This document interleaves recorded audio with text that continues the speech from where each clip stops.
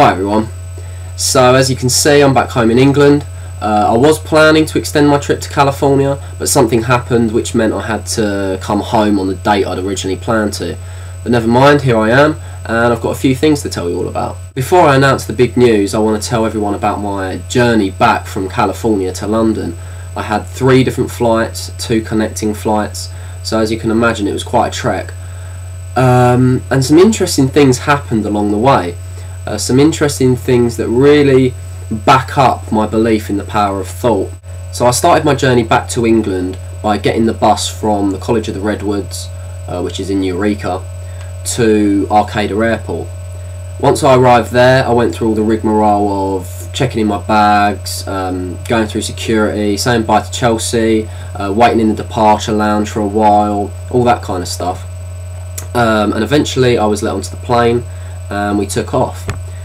Now, because the plane's so small, coming from such a small airport, I got to actually talk one-on-one with the stewardess, because I was right up the front of the aeroplane and she was obviously at the front as well.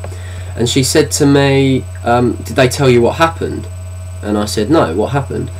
And she informed me that supposedly the flight was nearly cancelled at the last moment, which would have been disastrous for me, because I had 2 connecting flights. So if that one had got cancelled or delayed or whatever, I would have missed those 2 connecting flights and I would have been screwed. But as far as I was concerned, everything was fine. What could have happened didn't happen. So, you know, I was on my way and I was thinking, everything's fine, I'll make it for my first connecting flight. But then we land at San Francisco to find that there's actually a traffic jam on the runway that's blocking our way to the gate that we need to dock onto.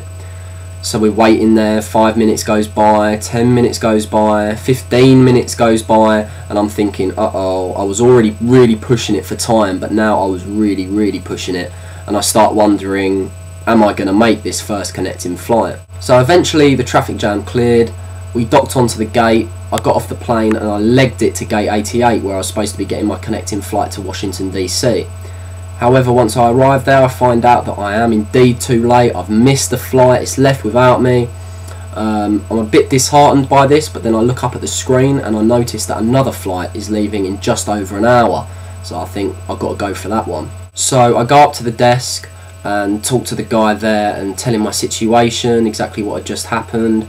And he empathises with me, but informs me that it's very unlikely that I'll get onto the next flight.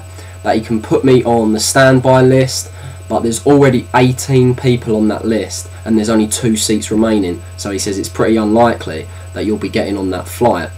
And so I say, okay, so if I don't get on that flight, when's the next flight?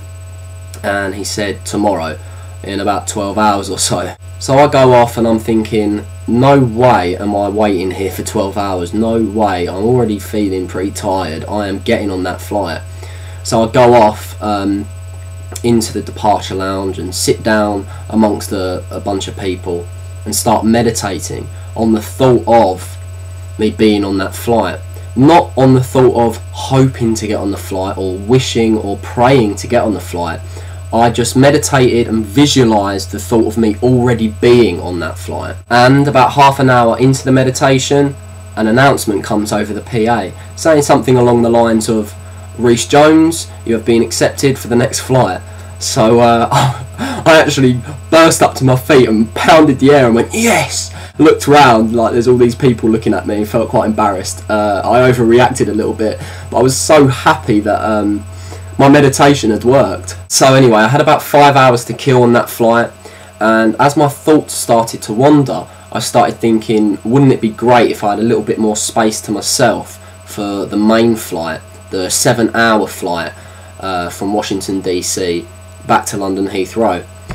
So I started meditating again. I centered myself and I started focusing all my intent, all my belief and all my thoughts on envisioning myself having more space on the next flight. So we land in Washington DC, I go and get some breakfast, and then I go and wait in the departure lounge.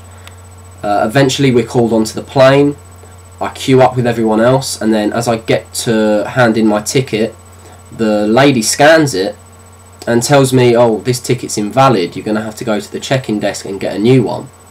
So I think, okay, that's a bit weird, but I went along with it, went to the check-in desk, and this other lady scans it and does all the same kind of stuff, and says, oh yeah, your original seat's been taken by someone else, I'm going to have to reissue you with a new ticket and a new seat.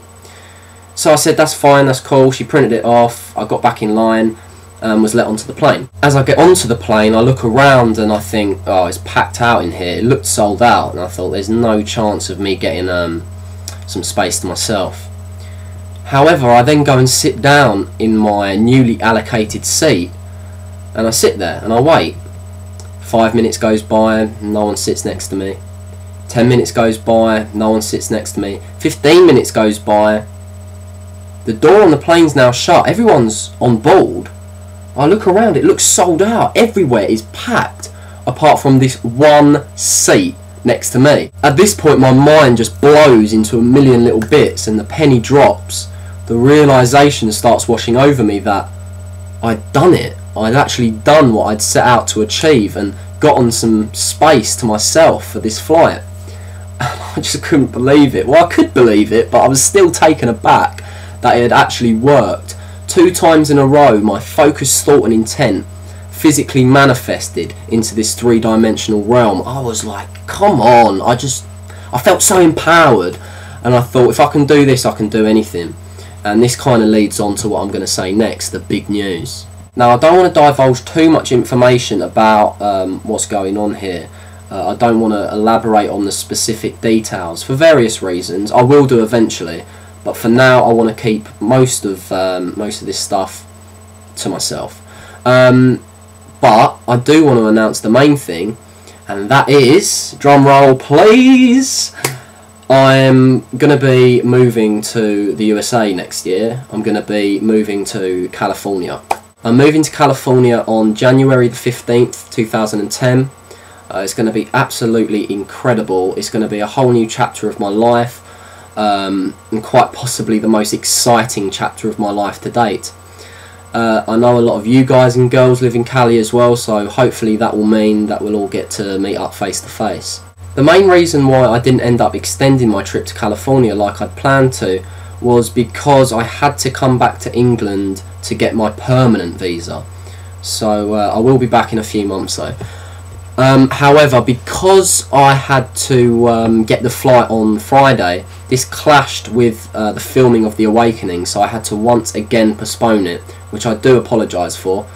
I will be filming it next week though. I know I've promised this once before, but this is a definite promise. There's nothing stopping me from doing it this time, so it definitely will be up at some point next week, most likely Friday. Also, I'll no longer be posting mass meditation videos because it's cluttering up the channel a little bit at the moment. So instead, I'm just going to be posting warning videos saying I am now live on Stickam, and then once the session's over, I'll be taking those videos down. And of course, the place to go now to discuss the mass meditation sessions is the forum, and I'll be posting a link to that now. Okay, so Rich couldn't get down to me this week because he didn't have enough money to get the train. So instead we'll be running the session just the same as the previous 2. So it's all still on.